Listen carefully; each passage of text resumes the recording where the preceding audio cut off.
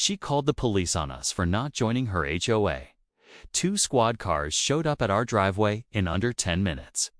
But the second my wife pulled out her ID and the responding officer's face went white, everything changed. By the end of this story, the woman who tried to ruin our lives was the one standing on her own lawn, shaking, begging us not to file a report.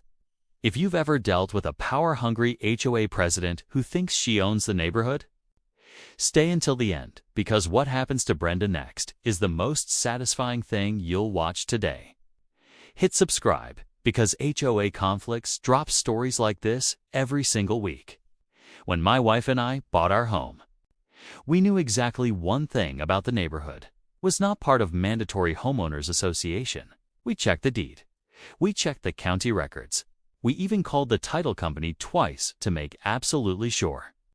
Because we had heard horror stories about HOAs from friends. Fines for the wrong color mailbox, liens over grass height, neighbors suing neighbors over fence height. We wanted none of it.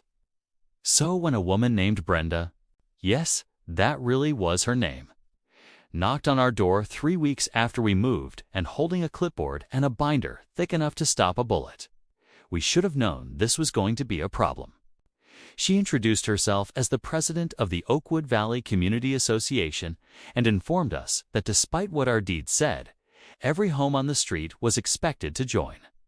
She used the word expected 4 times in 2 minutes. We politely explained that our property wasn't legally bound to any HOA, thanked her for stopping by, and closed the door.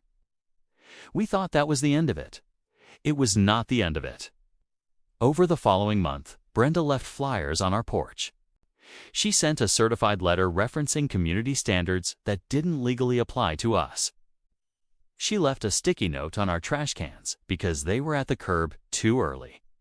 Then one Saturday morning, my wife was outside watering the flower beds when Brenda marched over, told her she was violating association landscaping guidelines, and demanded we pay a $250 non-member compliance fee. My wife calmly, always, told her we were not members and owed nothing. Brenda's response was to pull out her phone and call the police, loudly announcing to the receiver that we were trespassing on community-governed land and refusing lawful orders from the HOA board. 2 patrol cars arrived within 10 minutes. Brenda stood at the end of our driveway, arms crossed, practically vibrating with satisfaction, ready to watch us get hauled away in front of the whole street. The first officer approached and asked for identification from both of us. I handed over my driver's license. My wife reached into her bag and handed hers over too, except hers wasn't a driver's license. It was her federal credentials. My wife works as a federal investigator, the kind of job where her ID isn't just a name and a photo. It's a badge number, an agency seal, and a phone line that gets answered immediately. If anyone calls to verify it, the officer looked at it, looked up at her, and his entire posture changed. He straightened up, lowered his voice, and said, "Ma'am, I apologize. I didn't realize my wife." Gracious as ever, just nodded and said, "It's fine, officer. I understand you're just doing your job. But I'd like to clarify what's actually happening here, because there's no trespassing occurring on my own property." Brenda's face did something I will remember for the rest of my life. The smug, confident posture evaporated. She went pale, then red, stammering something about association bylaws, while the second officer, quietly, pulled her aside to explain in front of half the street, who had now come outside to watch, that our property was, in fact, not part of any legally enforceable HOA, that no compliance fee existed, and that filing a false trespassing report was something he was legally obligated to document. The officers ran her information, confirmed our deed status on the spot using the county database on their laptop, and informed Brenda that she could potentially face consequences for filing a false police report. Brenda, who minutes earlier had been threatening us with fines and liens, was suddenly the one pleading. She kept repeating, "I didn't know. I didn't realize. Please don't make this a thing."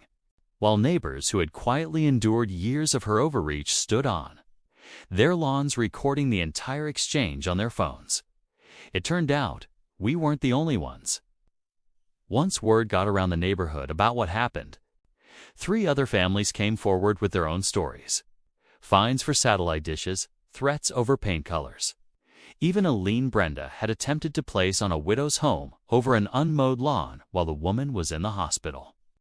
Within a month, a group of homeowners filed a formal complaint with the county, and Brenda was removed from her self-appointed board entirely. The Oakwood Valley Community Association turned out to have no legal standing whatsoever. It was something Brenda had created herself years earlier and convinced enough nervous neighbors to voluntarily pay into. As for us, we never heard another word about compliance fees, landscaping guidelines, or non-member dues again. My wife still says the most satisfying part wasn't the badge. It was watching someone who built her entire identity around controlling other people's homes realize, in real time, that she had absolutely no power at all. If you've ever had a neighbor try to enforce rules that don't exist, you already know exactly how validating this story feels. And if you're currently dealing with your own HOA, Brenda, leave a comment. We read every single one. And your story might be featured in our next video.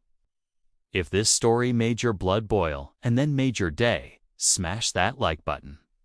Drop a comment telling us your own HOA horror story and subscribe to HOA Conflicts so you never miss the next Brenda getting exactly what she deserves.